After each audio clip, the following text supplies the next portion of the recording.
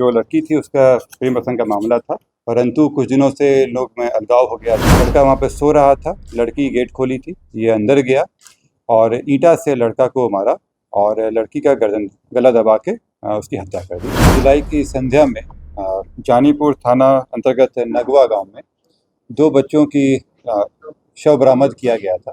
इस संबंध में पुलिस के द्वारा कांड दर्ज करके अनुसंधान प्रारंभ किया गया।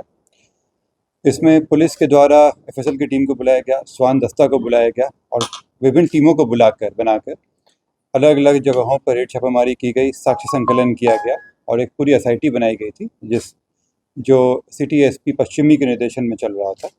इन लोगों के द्वारा त्वरित कार्रवाई करते हुए इस घटना को 24 घंटे के अंदर में उद्भेदित किया गया और जो इसमें अभियुक्त थे उनकी गिरफ्तारी कर ली गई।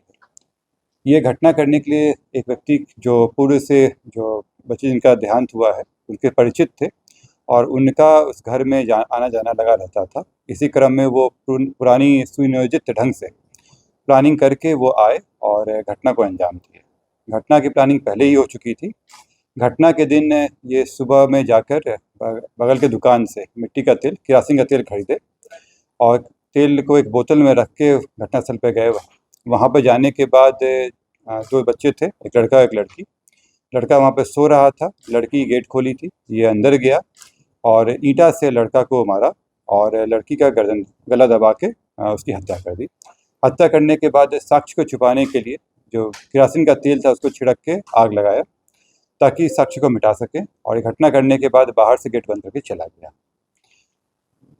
इसमें जब पूछताछ की गई तो वो स्वीकार भी किया। इसके सारे सबूत हम लोगों को मिले, जो फुटेज है, सीसीटीवी फुटेज वगैरह में भी आया ये चीज़।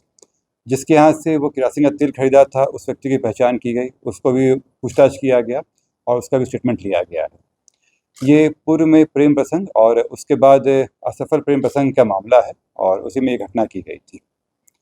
इसमें मैं जोड़ना चाहूँगा कि पुलिस के द्वारा बहुत ही बढ़िया से काम किया गया और घटना की जानकारी मिलने के 15 मिनट के अंदर में थाना वहाँ पहुँच गई थी, एफएसएल की टीम वहाँ आई, सारी कार्रवाई की गई। परंतु वहाँ के कुछ लोग, व्यक्ति विशेष लोगों के द्वारा अपने व्यक्तिगत लाभ के लिए वहाँ पे पुलिस को कार्रवाई करने से रोका जा रहा था। एक माहौल क्रिएट किया जा रहा था कि पुलिस वहाँ पे काम नहीं कर सके, खास करके वहाँ के एसएचओ को टारगेट करने की कोशिश की गई थी। मैं आप लोगों से ये भी अपील करता हूँ कि जब घटना होती है और कई मामलों में पुलिस की बहुत ही बढ़िया से काम करती है, वहाँ पे कई अपराधों को रोकती भी है, लेकिन कोई अपराध हो जाए तो पुलिस वहाँ पहुँच के साक्ष्य संकलन करती है। लेकिन अगर शुरू में उनके साथ से बिहेवियर किया जाएगा, रोका जाएगा, तो कांड को भेजने में दिक्कतें होती हैं। खास करके जब रोड जाम कर दिया जाता है तो पुलिस का जो आधा एनर्जी है वो लग जाता है जाम छुड़ाने में और उस कारण से जो बहुत ही इंपॉर्टेंट साक्ष्य होते हैं जो तुरंत इकट्ठे करने होते हैं वो मिल नहीं पाता है। इसी क्रम में जब कल मैं भी वहाँ गया था और वहाँ पर रोड जाम किया गया था और रोड जाम करने में भी वहाँ पे जो लोग कर रहे थे उनका मेन इशारा इसलिए था कि वो एसएचओ को हटा सके, उनका इसमें रुचि नहीं थी कांड को उद्भेदन हो सके। मैंने पहले भी कहा कि अगर आप हर मामले में थानाध्यक्ष हटाते रहेंगे तो अनुसंधान कौन करेगा, और अगर पुलिस की लापरवाही आती तो हम लोग कार्रवाई करते भी हैं। परंतु इस तरह का दबाव बनाना और केवल खास करके इस तरह की घटना या दुर्घटना हो जाए और उसमें अपने व्यक्तिगत लाभ के लिए इस तरह का कार्य करना निंदनीय है। मैं पब्लिक से भी अपील करूँगा और आमजनों से भी अपील करूँगा कि वो इस बात को देखें कि कहीं ऐसा तो नहीं कि उनके इमोशंस का गलत इस्तेमाल हो रहा है और इसका कोई फ़ायदा उठाने की कोशिश कर रहा है। मामला था और इसमें जो लड़की थी उसका प्रेम प्रसंग का मामला था, परंतु कुछ दिनों से लोग में अलगाव हो गया था और उसी क्रम में ये कार्य किया गया था। शुभम कुमार है मेन अक्यूज, शुभम कुमार, और उसके साथ देने में रोशन कुमार, 2 व्यक्ति हैं।